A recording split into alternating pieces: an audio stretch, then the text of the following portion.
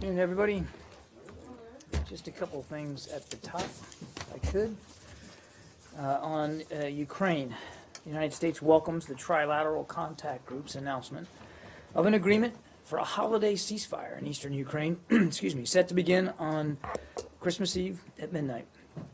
We hope that the ceasefire will mark the beginning of sustained quiet at the line of contact to allow Ukrainians on both sides of the line to live in peace and security. And as we've said before, we're deeply concerned by the recent spike in violence in eastern Ukraine, in which combined Russian separatist forces have launched daily attacks on Ukrainian positions using heavy weaponry prohibited by the Minsk agreements.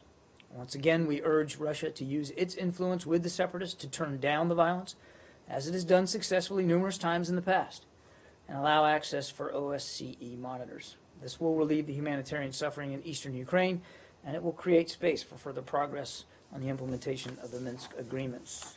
The only other thing that I want to note today is that today I'm given to understand is Brad Clapper's last daily briefing here at the State Department. Is that right, Brad? That's right. And we know that Brad's moving on to cover national security affairs at a different level inside the Associated Press. Brad, you've been a real pro. All of us, I think, on certainly this side of the podium, and I know your colleagues also share a great amount of respect for the dogged nature that you cover stories, the accuracy, the fairness in your reporting, and frankly, even though it gets uncomfortable for me up here at times, I wouldn't want it any other way, because I think that's a hallmark of your reporting style and your approach to real, honest, gumshoe journalism. And all of us here in public affairs salute you. We thank you for your professionalism, and we obviously wish you very, very well as you take up new duties. Well, thank you, John. Yes. And with that, yes.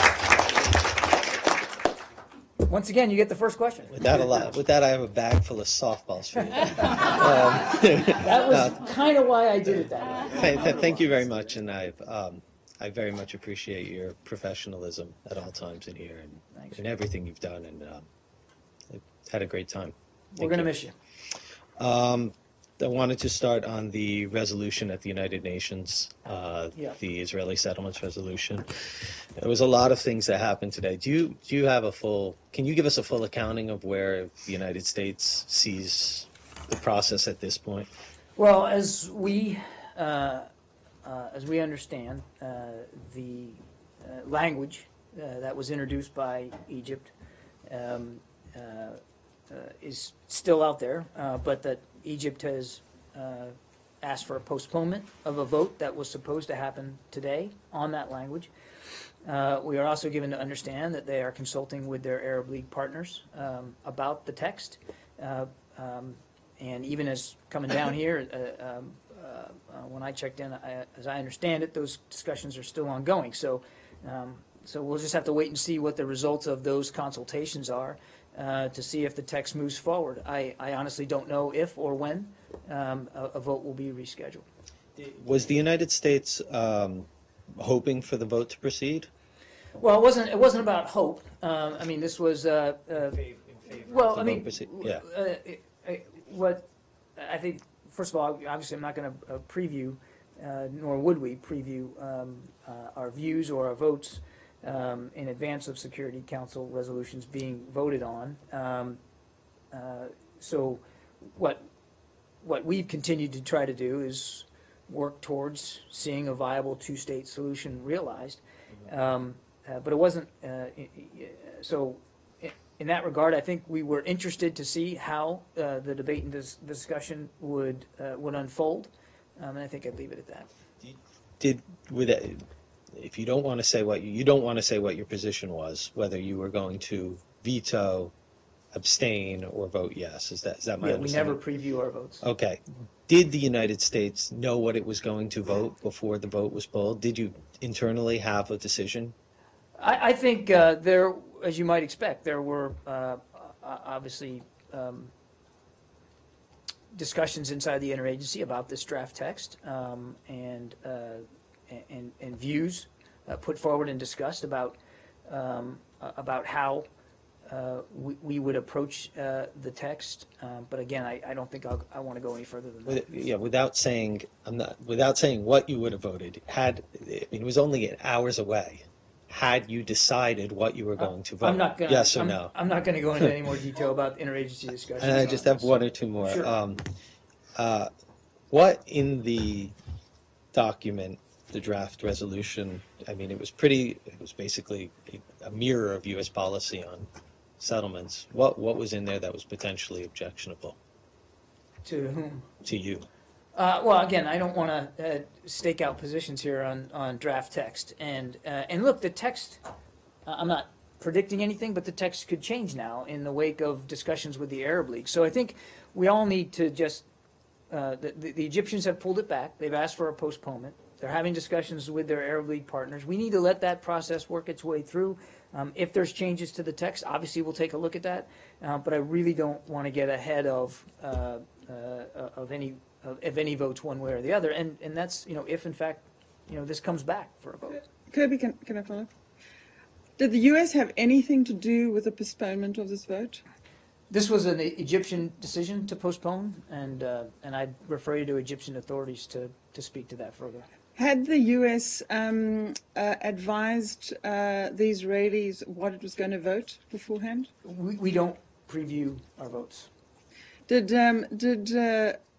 President-elect Trump's tweet have anything or any impact on what's, or do you believe that President-elect Trump's tweet on that he would veto this vote, that have any effect or bearing on the decision today? You really need to talk to Egyptian authorities about their request for a postponement after the language was introduced. That's really for them to speak to. We understand that the President-elect's team did did speak to U.S. officials before they actually put out their statement.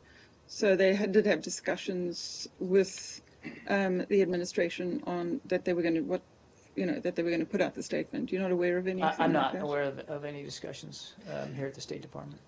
The U.S., my last question is, the U.S. has certainly, since I've been covering the last 4 years, condoned the settlement expansion by the Israelis. It's been a thorny point in the peace discussions that Kerry was leading. What would your stand be if given that the vote or that the draft text did condone the settlement expansion as illegal? Well, again, you're asking me to take a position or to speak to a position on the text, the draft text, and I'm not going to do that. I'm not going to get ahead of votes that haven't happened yet. We just don't preview our view in advance of votes inside the UN Security Council. Now, look. That said, I think Leslie, and we've been very clear about our position on settlements and the degree to which we don't find them to be constructive to the overall cause of peace. But you said that the settlements were illegal. Are you backtracking on that? In an interview the other day, I misspoke. I referred to them as illegal, and I put out a tweet clarifying it shortly after. So why our are they? Is that they're illegitimate. Why are they not illegal? Why are they not illegal? If it's in fact this territory was acquired by the use of force, military force, why is it illegal according to the Geneva Convention? I don't think this is the forum for a policy debate on this. Our policy has been consistent that they're illegitimate and that they are not constructive to getting us closer to a two-state solution. Okay. Now I have a couple more questions. Now the draft. The text of the draft is really not that much different than what you said the other day. I mean, it basically talks about the same issues, the need for a two-state solution, that, these are illegitimate or illegal, whatever you want to call them, and so on. So why would you not, let's say, push for such a resolution, independent of, let's say, Egypt or another group and so on? Because that does go along with your stated policy, and your stated policy over a period of like 40 years. Or 50 Again, years. you're wanting me to get into a conversation here about our thinking about this text before there was a vote, and I'm not going to do that. No, I'm not saying about Egypt submitting or withdrawing. I'm saying that with the United States. No, you're asking about the text. I understand. I want to ask you directly and pointedly. Would the United States take a draft like this and take the initiative itself and call for a Security Council meeting to talk about this thing, to advocate for such a I'm resolution? not going to engage in hypotheticals, say. Okay, now, do you see that this thing could come up for a vote in the next 20 days and so on? I have no idea. Egypt has asked for a postponement. I don't know what the time frame on that postponement is. I think we're just going to have to we're going to have to watch and see how this process plays out. Could you share with us what the Secretary would have said today? So the Secretary was preparing to deliver some remarks today about a vision for the Middle East and certainly the Middle East peace process itself. And he decided that in light of the postponement of the vote, that it would be prudent for him to postpone his remarks as well. I'm not going to preview the remarks with any specificity beyond saying that it certainly was going to be about the Middle East and the process. So this speech, this vision, is contingent upon the resolution being brought up to a vote, No. or could No, it I didn't- happen independent of I that? didn't say that. I said that he was expecting to do it today, and certainly the timing was in concert with what we expected to be a vote today. In fact, and in light of the fact that the vote has been postponed, he's decided to postpone his remarks. It doesn't mean that it has to be done on the same particular day, but that's the timing that we chose to pursue. And if and when the Secretary delivers those remarks, we'll certainly keep you apprised and let you know. Do you believe that you have been outmaneuvered by the Israelis? They went directly to the Egyptian president and they pressured him? This is about a vote that the Egyptian government has asked for a postponement, and you'd have to talk to Egyptian authorities about their reasons for doing that. For our part, and we've been very clear and consistent about this, we continue to want to see a viable two-state solution, and we believe that with strong, cohesive leadership on all sides there in the region, that solution can be found. And we're going to, for the remainder of time that the Secretary has in office, I can assure you he's going to continue to try to work towards getting us closer to creating the conditions for a two-state solution to happen and to succeed. Okay? Steve? Different subject? Anybody? Sure. Okay. The State Department has informally replied to the House Foreign Affairs Committee Democrats, assuring them that this department will not participate in any witch hunt, turning over names to the Trump transition team about people who worked on certain policies. However, there are reports now that the department has turned over positions and policies and programs that the transition team has asked for, specifically related to gender issues. I know you've said before you don't want to get into all the details of what you're handing over to them, but over at the Energy Department, when something similar happened, the Energy Department spokesman came over, basically publicly reassured employees that they would not, their jobs wouldn't be in jeopardy. Has there been any communication to department staff about this, a similar sort of reassurance? What can you tell us about this sort of communication? Look, I've seen press reporting on this issue. As I have in the past, so I will today not speak about communications that we're having with the President-elect's transition team here at the State Department. What I can tell you is that we continue to provide them information and context at their request that is appropriate to them, affecting a smooth and seamless transition here at the State Department, and in helping inform them as they begin to take the reins of leadership. That was very clear guidance issued by Secretary Kerry right after the election, and that's what we're going to continue to do. But I am simply not going to read out our discussions and our daily interactions with the transition team. That wouldn't be appropriate. But can you give reassurance to employees in this building and in the embassies around the world that issues that they've worked on under the direction of their bosses won't cause them to be in line for retaliation, demotion, or other treatment? Well, you're making by... a supposition based on what you think the transition team is asking for. and again, I'm not going to get into the specifics of the information that is being sought or the information that's being provided. The incoming administration will make their own policy decisions based on the foreign policy agenda that President-elect Trump lays out. That's their job. That's why we have elections in this country. And the professionals here at the State Department, and they're all professionals, will carry out that foreign policy agenda, and they will support that foreign policy agenda. Now, as I've said before, we will do our utmost to provide them the context and the information that they ask for and that we think is appropriate to help them make the most informed, best decisions going forward. But ultimately, those decisions are squarely on the shoulders of the president-elect, and we respect that. Okay? Just a follow-up to that? Sure. The New York Times has this photograph of the actual memo that was given to the State seen it. Department asking for Yeah, I've seen it. particularly the positions that were dedicated to gender equality and the budget for the past year. Is that what you think is appropriate information for a seamless transition? I'm not going to speak to leaked documents, Barbara. I simply won't do that. I would point you back to what I said yesterday. Though I won't speak to specific information being communicated to or from the transition team.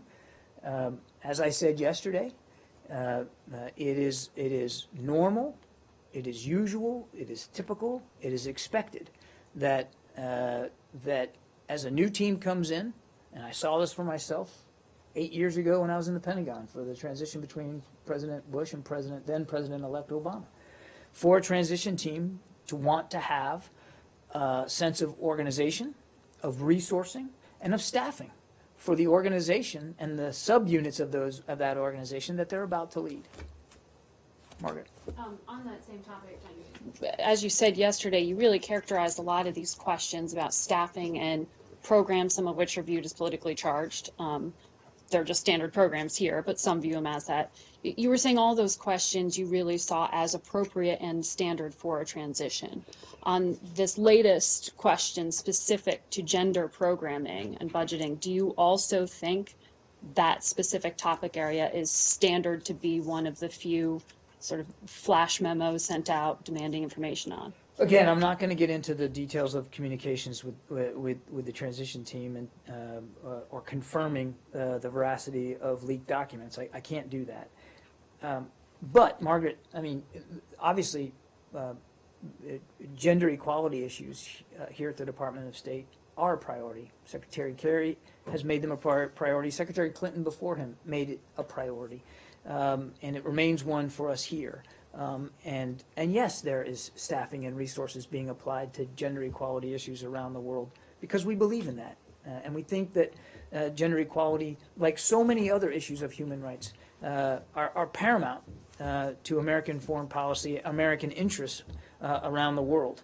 And to the degree that there is interest in the way we have approached pursuing gender equality and human rights around the world by the transition team, we will certainly provide them the context, the information that is appropriate to help them make their own decisions about that going forward. On a personnel level, though, have you heard concerns from those who keep characterizing this as a witch hunt or a fear of witch hunt, whether or not it's actually going to be borne out? There seems to be a level of concern among some employees here. Look, I can't discount the notion that in all aspects of a change in leadership here that there's going to be anxiety. Change is difficult for everybody to deal with. It is particularly difficult, as those of you who have been covering Washington for any length of time, you know, it's particularly difficult for bureaucracies. So I understand that, and the Secretary understands, that changes in leadership and potential changes in policies going forward can cause angst. But I think that it would be appropriate for those who are feeling that to speak to the level of anxiety, not for me to speak for them, and to what degree it's high or low or mixed or where it resides in the department.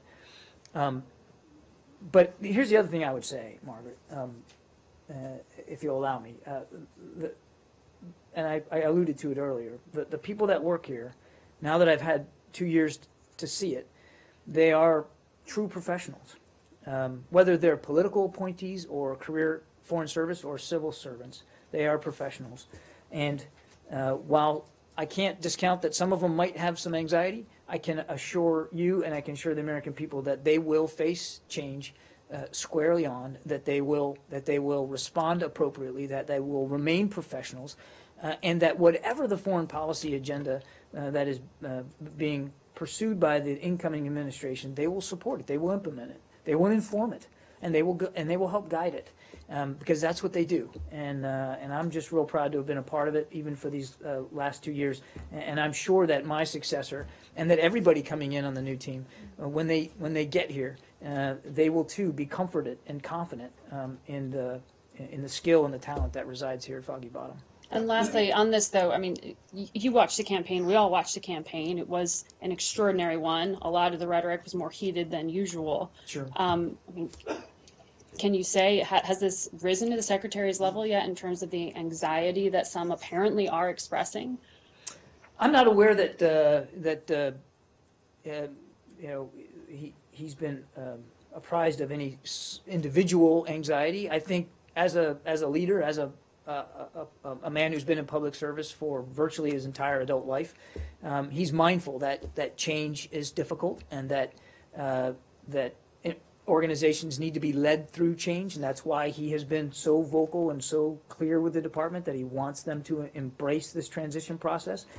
So I think he's obviously wise enough to know that certainly there's going to be some trepidation. Just in change itself, there's going to be some, and that's why he's trying to lead with such a steady hand here in his final few weeks, and to reassure everybody that as long as they fall back on their professionalism and their skills and their talents and their wisdom and experience, that they'll be able to weather the change. In fact, they'll be able to lead that change. And Is you're there a still sense of policy not to hand over names. Is that accurate?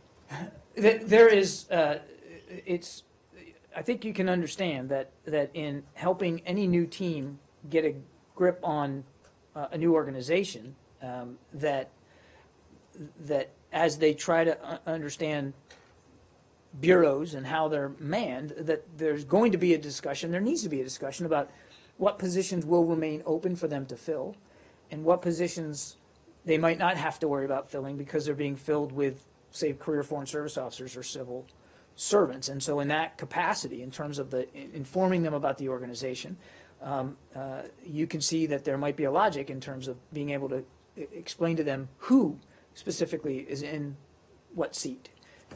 There's nothing wrong with that. That's typical. That's normal. I've seen it in the past. In a military change of command, it's no different. When a new captain comes aboard a ship, you tell them who's on board and what jobs they have and how the ship operates. That's the way it works. But obviously, we would have concerns if, for instance, there were issue-specific lists of names that were being provided. I mean, clearly that would be something that would be of concern of us and would not be the kind of thing that we would want to engage in. But in terms of organizationally, where people are, what jobs they have, who's in the chair, and whether that person is going to be here after the 20th or not, those are fair questions for us to have to answer. John, but you must agree that there must be a feeling of intimidation, because there was a time, it was several decades back, when there were lists and people were afraid and they were, intimidated and so on. What kind of counseling or what kind of reassurance, other than saying fall back on your professionalism, what kind of assurances or legal assurances? As I think I just said to Margaret, I mean, and I'm not saying I'm not speaking to specific requests for information, but obviously in a hypothetical situation, if there were issue-specific names requested, obviously that would be of concern to us, and it would not be the kind of information that we would deem to be appropriate to be passed along. That said, if it's organizationally arranged and asked for in that context, well, there's a certain logic there, without getting into specific requests that have been made or have been met.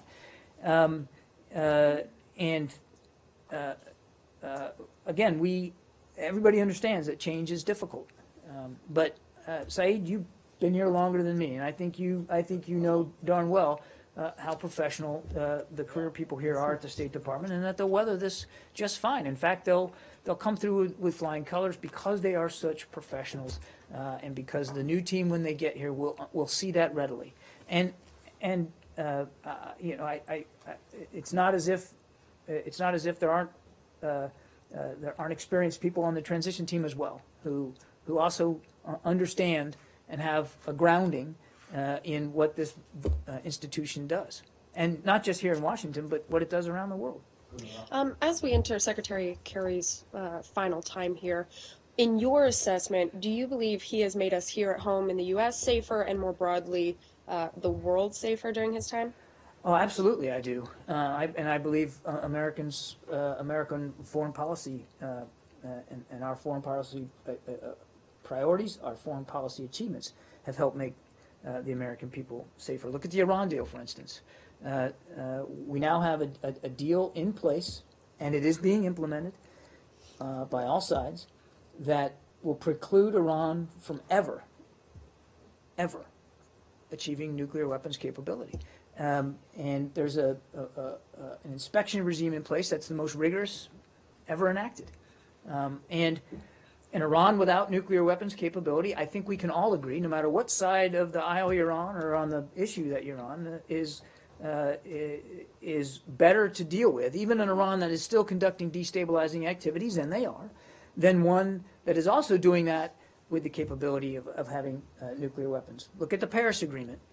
You know, what, more than 140 nations signed up for a robust, the most historically robust climate change agreement that, if everybody meets their obligations, has a real chance at getting us to slow the global warming rate and get below that 2 degrees centigrade level. And the Pentagon itself has said and called climate change a national security threat. That's not just the State Department. The Pentagon has said that. And so thanks to Secretary Kerry's leadership at working through the Paris Agreement and really helping bring people to the table and getting it signed, we're on a path now to reduce the threat posed by the rising temperatures on the planet. Look at what you know, we were able to do with Ebola in Africa, you know, where they were predicting 1 million deaths, and the president made some courageous decisions to put military troops on the ground down there and other experts to try to stem that, because that epidemic could have spread wildly, not just throughout the continent, but perhaps throughout the world, causing untold instability and insecurity. Look at Secretary Kerry's leadership in mounting a now 67, 68 member coalition to counter Daesh in Iraq and Syria. That coalition was fashioned here by the State Department, by Secretary Kerry. General Allen, I think you might remember, was the first presidential special envoy for that coalition. And he and Brett McGurk, who is now the special envoy, took on the monumental task of cobbling together this coalition, which still exists. It's the largest international coalition I think that's ever existed, and it's having real success and real progress on degrading and defeating this group. So, long answer, but yes, Secretary Kerry has, over the course of his tenure, helped make Americans safer here at home and safer abroad. And obviously that's an extension of the foreign policy agenda that this administration has pursued. So you've just named some things he's very proud of. Any areas he feels he could have done better in? I think if you were to ask the Secretary, he would be the first to tell you that he's obviously frustrated by where we are in Syria, and that our diplomatic efforts have not been successful in terms of getting us to a political transition where the voice of the Syrian people can be heard and can realize a better, safer, unified Syria. That doesn't mean that over the next few weeks, and I'd remind he still has a month in office, that he's not going to keep at it and keep trying to get us there. But I think he would tell you that that's one area that he wishes we could have been more successful a lot sooner. John, can I ask you about the tweet of, Mr. Trump's tweet about wanting to expand and strengthen the nuclear program, or nuclear weapons program. During the campaign, there was a lot of discussion, especially from the Clinton side, about how Mr. Trump didn't have the temperament to handle the nuclear weapons arsenal, that he was unpredictable and impulsive. Does this kind of tweet, especially coming a few hours after Mr. Putin said something similar without any kind of policy statement or thinking to back it up, does that reinforce concerns that he might not be a steady hand? Not for me to say, Barbara. I can't speak for what the president-elect's nuclear views or his policy going forward. That's for him and his team to speak to. What I can speak to is the approach that this administration has taken to trying to get us on a path to a world without nuclear weapons. And we've achieved progress that we believe on a number of fronts. First, reducing our stockpile and our launchers through New START. Number two, diminishing the role of nuclear weapons in our security strategy. And number three, securing the Iran deal, as I just spoke to a few minutes ago with Lauren about stopping the proliferation of nuclear weapons, particularly through that deal. Now, that said, we're always looking at additional ways to achieve progress on the president's path forward to maintaining a credible deterrent. Nobody's walked away from the fact that you need a credible deterrent for the United States, including a credible nuclear deterrent. As a matter of fact, we have and continue to review plans for appropriate modernization of that nuclear deterrent. So it is absolutely a vital pillar in our national security strategy. But again, our administration has taken a view of focusing on other national security implements and tools as well, reducing the stockpile, and again, really trying to get after proliferation. Can I follow up on that? Sure. Has there been any concerns expressed since that tweet came out this morning from the president-elect from other countries to this building? Not that I'm aware of. In Syria, the Turkish army is besieging the ISIS-held town of Al-Bab. Today, the Syrian Observatory of Human Rights said they think more than 40 civilians were killed in Turkish strikes today.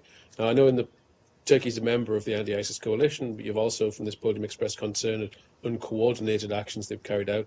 Is Turkey's assault on Al-Bab part of the coalition operation, or is that unilateral? You know what, Dave? I am not familiar with the battlefield updates here today. So rather than spitballing here, let me see if I can get you a better answer. Our policy and our views about uncoordinated military activities still stand, and that's not going to change. But I honestly don't have an update on Al-Bab, so if you'll allow me, I'd like to take that question and we'll get you an answer. That's fine. More broadly in Syria, the Syrian military has declared that they are now in sole control of Aleppo, that they see that their operation is concluded successfully in their eyes. Might not have been the political outcome that you would have wanted, but now at least it's clear. It's not a political outcome at all. Well, okay, it's not the outcome you may have wanted, but at least now one body is in sole control of the city. Are they now responsible for the safety of the people within it? Of course they are. They're also responsible for the devastation and the havoc and the starvation and the atrocities that they caused in the taking of Aleppo. Look, for our part, we understand that evacuations are continuing today from East Aleppo. We want them to continue as long as people want to depart. We've seen reports that the government regime is now claiming that evacuations are going to soon cease.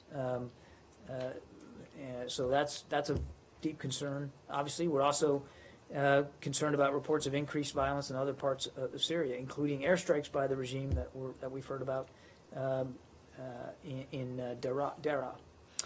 So, look,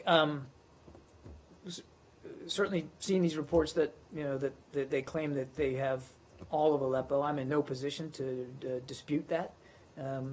It comports with the information that we've been getting, but yes, they bear responsibility, and not just now for the task of rebuilding Aleppo, but they bear responsibility for what they did to Aleppo and to Aleppo's citizens. So will you help in rebuilding Aleppo at one point? I know of no such plans to help in Now, let rebuilding me ask Aleppo you, site or how that could even be done. Okay, so, exactly. I mean, something like this. But let me ask you something. You're saying that they bear responsibility. But surely you agree that there are so many other groups, and the thousands. I mean, the last tranche of maybe 3,000-4,000 fighters who were very hardened fighters with lethal weapons and so on. They also bear some responsibility in this destruction. Would you agree? We have talked and we've been honest and open about concerns when we've seen reports of opposition fighters causing damage to infrastructure or violating what little bit of cessations of hostilities we saw declared, and when we saw reports of them mistreating or firing on innocent people, we called it out. But let's be honest, when you look at Aleppo and you see the devastation and the destruction, it's caused almost solely by the regime and their backers in Moscow and Tehran. Let there be no mistake. And that's who bears the responsibility for what's happened in Aleppo. That's who bears the responsibility for the death and destruction, the maiming of innocent people. It wasn't the opposition who bombed hospitals and schools and first responders as they rushed to the scene to try to rescue people out of crumpled buildings. It was the regime with their backers. I want to follow up on something that Brad did 2-3 weeks ago when he asked you because I want to ask you about the scheme of things. Do you see the war is receding? Because at the time, Brad said that the area, the real estate area, under the control of the opposition is shrinking, and that in a way lessens the confrontation, lessens the war. So how do you see this in the scheme of things? The control over Aleppo. I don't remember the exact question. I'm sure that my answer was more eloquent than it'll probably be now. But what I said, what we have been saying, is that the fall of Aleppo, and we said this before it fell, it was not going to be an end of the war. That the opposition would keep fighting, that extremists would continue to be attracted to Syria, that more people would be flung into refugee status, and we have no indication that those things are not going to still happen. So our view is, and it's not just the United States, the international community, that what's happened in Aleppo is not going to bring this war closer to an end. It's going to go on. If we can go off Syria, I forgot one question I wanted to ask you about the Israel resolution. That was just very logistically. Did the secretary make any calls to foreign leaders in the last several days or a couple weeks about this matter? He has routinely had conversations with foreign leaders about the Middle East peace process, and I think certainly since the Egyptians submitted the text, that yes, he has had conversations with foreign leaders about this resolution. So do you know when the last time he spoke to Israeli Prime Minister Netanyahu or anyone else in Israel was about this? He spoke to Prime Minister Netanyahu this morning.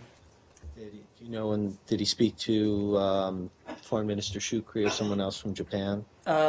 He did speak from with Egypt. He sorry. did speak with foreign. 5 letters at least. He did speak with Foreign Minister Shukri last night. Yes. Last night, and then any others in the last pivotal day or so? Today, he's also spoken with the Jordanian Foreign Minister Judah and Saudi Foreign Minister Al Jaber.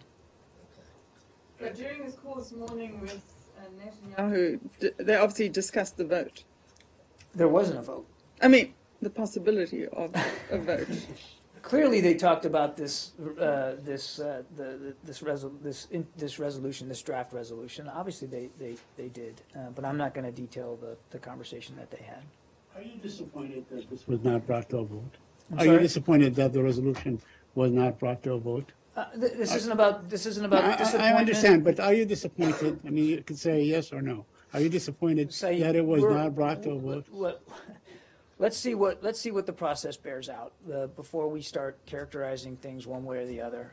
And again, I'm not going to preview or speculate about where this is going to go. On a separate topic, I don't know if you saw the comments today about Russia being the world's best military. I don't know if you're chafed at that or would like to dispute the notion that U.S. has slipped to number 2 or further in the Russian race. I saw allusion to those comments. I think the professionalism and the skill and the capabilities that are resident in the United States military are beyond debate and dispute. And America has every right to be proud of the men and women that are wearing the uniform and protecting their interests around the world, and their ability to do it. And I think I'm confident that my colleagues at the Defense Department would say the same thing. You don't think the Russian performance in Ukraine or in Syria raises them to preeminent military status? I don't think in all of human history there has ever been a military as capable and as intelligent, as strong, as well led, as well resourced as the United States military is today. Can I ask one?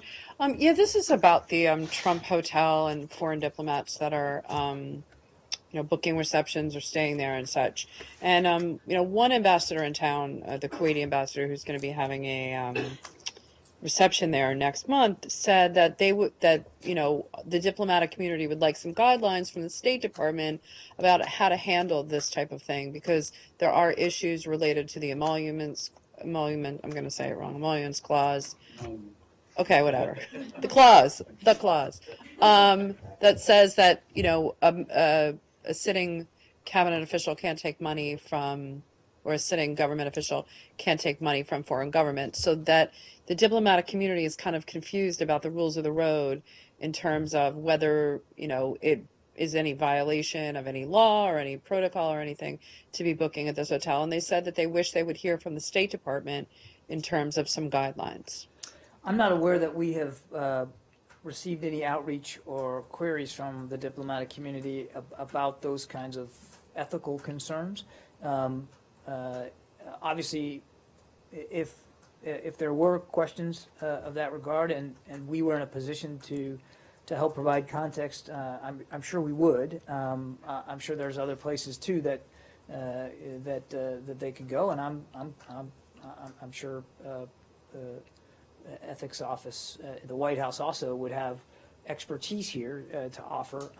I'm afraid I don't know much about this issue myself, but obviously on this and on so many other issues, we stand ready to help the diplomatic corps here in Washington to the degree that we can. And if we can't answer the question, or it's not appropriate to come from us, we'll certainly stand by to help direct them to the right people. But I just haven't heard any of these concerns. I'm not aware that there's been any of those concerns expressed to us. Well, could you take, actually, I think that there have. So can you take the, I'm happy to ask. Can you ask? If we have. I can't believe that this, with all the embassies and stuff that have been, there's been a real aggressive marketing campaign by the hotel, not using, the president-elect's, position, but of course there are, there is a connection, and governments are asking a lot of questions, and I'd have to believe that out of all the embassies that have been looking at the hotel, that there have to have been some questions. There might have been, at least. Yeah, I'm not saying that there's not. I'm just saying I'm not aware of any, and we'll check to see if there's something there. Many of the cities around the world where the State Department operates have Trump hotels. Do you have any plans to avoid or to use them?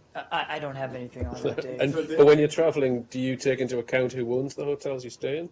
I'm sorry? When the secretary's traveling, or when ambassadors in other towns are booking events, if a hotel happens to belong to the son of the president or to in Myanmar, is that a factor in your calculations? There's a series of ethics regulations that govern where on official travel you can lodge for an evening, and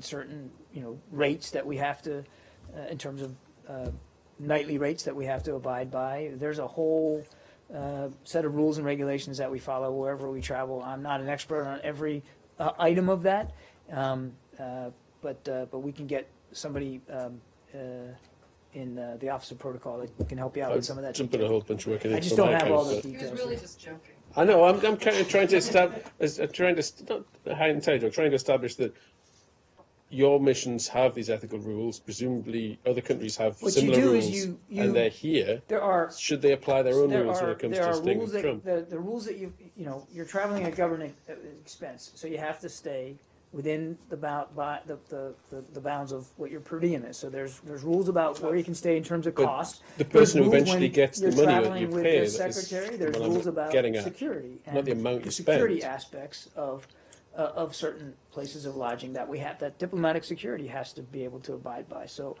some of our choices are limited by that. Some of the choices are limited by the size of the footprint of the party traveling. So there's a whole host of things that are considered. I'm not an expert on each and every one of those, but if you really want to know the details, we'll get somebody to walk you through that. Just very quick on that. The fact that the Kuwaitis canceled the Four Seasons and moved to the Trump Hotel by an aggressive, campaign by a private entity, is that blurring the lines between private enterprise and diplomacy? in Saeed, this case? I don't know anything about this decision in this issue. I'll take one more, sir. You can have the last one. Go ahead. Thanks. UN Special Envoy de Mistura has confirmed today his intent to reconvene or just convene the next round of talks February the 8th. I wanted to know if there is any active discussion underway about moving the talks from Geneva to Astana, as Kazakhstan has offered. You'd have to talk to the special envoy. Typically, the last rounds of these talks have been done in Geneva, but we believe that this process should continue to be under UN auspices, and that should be led by. No, let me finish. And should be led by Staffan de Mistura, the UN special envoy, and it is up to him to determine, where and how and when they will occur. Not to the United States. We're not taking a position on that. Thanks, everybody.